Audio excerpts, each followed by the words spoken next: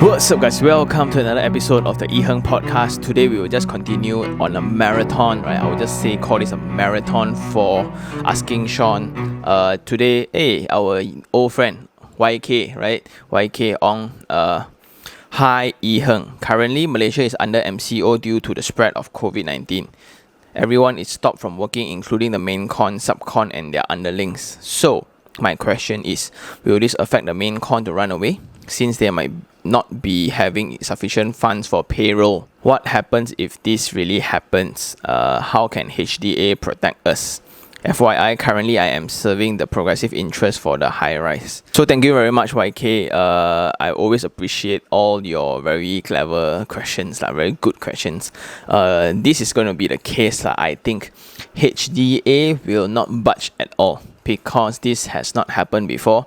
I think most of the contracts drafted before do not include this case of a pandemic. So my worry is so I'm hearing a lot of stories from the construction world saying that number one, materials is actually out of reach as we import a lot of materials from China. This is not something new. It has been happening for the past 6 months already. So the amount of materials that they actually import from China all are stuck. Then most of the subcons and main cons actually change into local materials.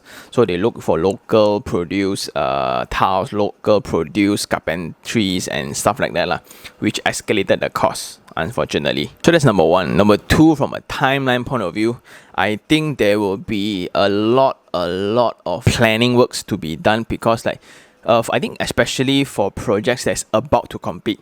I think for projects that is about to complete, for example, if you're going to VP in April or you VP in June, then I think they are in deep shit because most of the time, right, the final part, the final print for the project, right, is usually the architectural works, which means the landscape facade works the painting the last minute work the grill the handrails so all those that is the final layer of the building, all those will be stuck. And whether or not there's this pandemic or not, right, the contract of the SPA is still 36 months. So if you just hand over more than the agreed period, right, you will need to pay LAD. Right, so your LAD means that it's calculated by day. It's how long the developer actually delay from the agreed date So they will need to pay all this. And guess what? All those kind of costs will also be charged back to the main con. So the main con cannot finish work, right? So they will also have a late delivery fee to the developer. It means that they cannot finish one day, the developer will hold their payment or they will not pay them one day. So this main con will also do the same thing to the subcon. And now the problem is cash flow for those who have no capital, right? Especially for subcons, because this construction line, right, is all about cash flow only. I put out this amount of workers to the site and how much work done monthly or weekly or daily, right? Then I will just calculate amount and I will charge to the main con, and the main con will put in their management fee and charge to the developer. So the developer will collect this money from the financiers or the bank of the purchasers. So it's a one whole cycle kind of thing. So the bank release money to the developer release money to main con release money to the subcon. In this case, no work can be done, but the workers still need to eat. How, right? So the workers will all then maybe all kena quarantine ke whatsoever They imagine very pitiful, they stay in a site, then 10 people in one wooden house and things like that. I'm not sure. I surely hope they are safe. Then if they don't work, right, they are actually paid daily and they are not under any employment or things like that. So I think their welfare also is an issue, I would say. So unfortunately, that's the case. I think, right, realistically, in terms of contract, whatever problem of this has nothing to do with the contract. Late means late, right? Whether or not got pandemic or not, late means late. Then as a consumer, I would think that I signed this 3 years ago. By right 3 years, because of 1 month, you want to delay the whole project by 6 months, cannot be. So maybe if you hand over the unit to me by 2 weeks later or 1 month later, then I want to nego a bit. I think I can still understand. but I doubt that you need 3 more months or 6 more months. That is beyond really. So it's not, don't just use the pandemic as a convenient excuse. I think that would be my logic. So in other words, right, I've been babbling about this. Yes, definitely there will be delays and complications in the site. Definitely, like in terms of workers, materials, time, expertise, and all this will eat up the margin of the developer. I think that is the risk of development. Like you already foresee, you already forecast whatever earnings that you are going to get 3 years after you launch, right?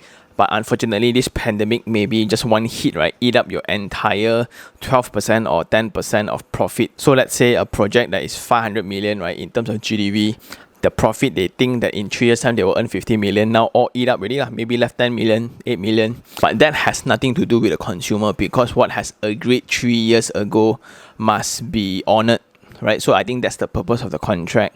And for consumers, then I think the developer will somewhat send emails or letters saying that, or because of the pandemic, we will hand over a bit later. So I think they will appeal to the government to ask for some delay. I think 1 or 2 months delay. If they tell me 3 to 6 months, I cannot. I don't think it's understandable. I don't want pandemic to be a very convenient excuse. But I think within the 1 month period, I can understand. But a lot of my colleagues and friends are actually in these lines. I'm also very concerned for their well-being, because they are also working from home, like nobody's business. Every day the subcon calling, because there's no cash to roll. When no cash to roll, right, most of these subcons, right, are not even Senjuan Berhad. They are like they are self-employed, one enterprise company. Then they have like 3 to 5 workers under them, maybe lighting, they do the wiring, they do brickworks, they just supply contract workers and things like that. Then suddenly with all these workers stuck, habis, no? I think they straight away wipe out. I think a lot of the subcons will get wiped out easily by this 1 month lockdown. Unfortunately, that's the risk of the career, because when they make money, right, and a lot of planning should be done when they make money, not when this kind of unfortunate events happen. I would think that's only part of the business. I think business will have risk, and no one wished for this pandemic to happen. Yeah, so I, again, to your question, right, YK, I think the pandemic is unfortunate. A lot of construction site will have delays, definitely delays, especially for projects that's going to VP very soon by this month, June ke July ke. This year one all confirm, I think will delay, and I'm not sure what kind of excuse they will use or what kind of reasoning they will use. I wouldn't say excuse lah. So my greatest concern is they will appeal to the government, and the government approve that says they will grant a 3 months extension to their construction. So just to cover this pandemic, maybe I'm not sure. I think that will be the top of their to-do list lah. But I think HDA will definitely cover. If they cannot deliver to you, you can always go back to your SPA and charge them on late delivery. So there's a LAD. You can look into the episode that I talked before, which is based on SPA lah, like how many days late. There will be 10% on your SPA, then you divide by 365, then times how many percent, and there's a calculation method one. Okay, so I think that's all, YK. Thank you very much for your email. I hope you are doing safe at home. And for those who have more questions about real estate, do just email me at taniherng@gmail.com, taniherng@gmail.com, and I will see you on the next one. Ciao.